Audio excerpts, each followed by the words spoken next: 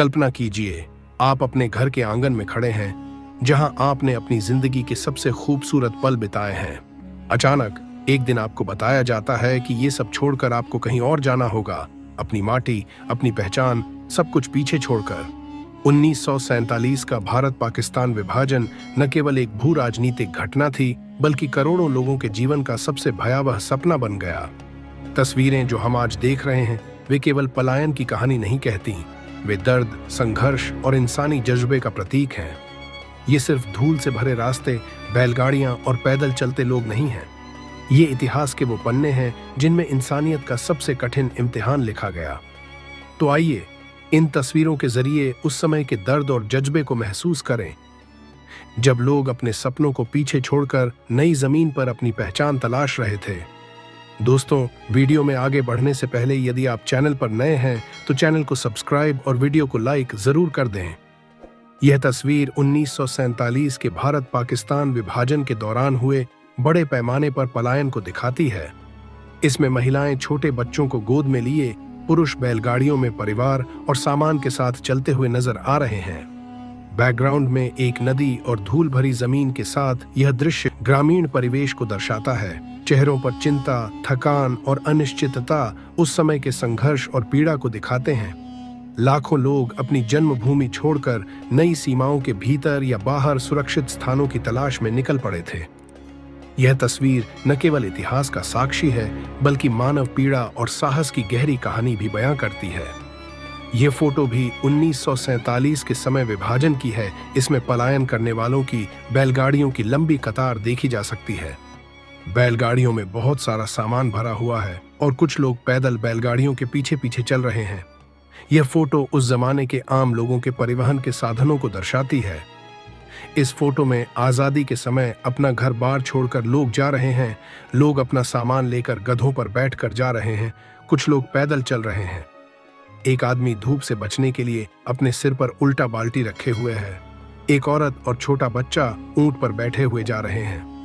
आजादी के समय के इस फोटो में आप देख सकते हैं कि बहुत सी बैलगाड़ियां एक कतार में एक तरफ जाती हुई दिखाई दे रही हैं और दूसरी तरफ उस समय की पुलिस की गाड़ी दिखाई दे रही है। रास्ते पर काफी सारी धूल दिखाई दे रही है और कुछ लोग बैलगाड़ी के साथ साथ पैदल चलते हुए नजर आ रहे हैं।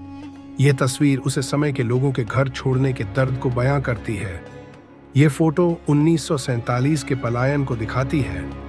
इसमें एक बैलगाड़ी दिखाई गई है और शायद बैलगाड़ियों या बैलों की गिनती के लिए एक आदमी बैल के गर्दन के पास कोई निशान या मोहर बना रहा है।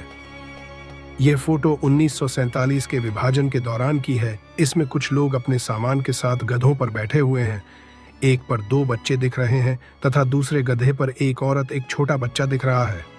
औरत गर्मी से बचने के लिए छाता लगाए हुए है। यह सभी शायद एक घास के मैदान में रुके हुए हैं, जहां पर दोनों गधे घास चर रहे हैं। यह तस्वीर उस समय के लोगों की कठिन परिस्थितियों को दिखा रही है। यह तस्वीर भी 1947 के पलायन के समय की है।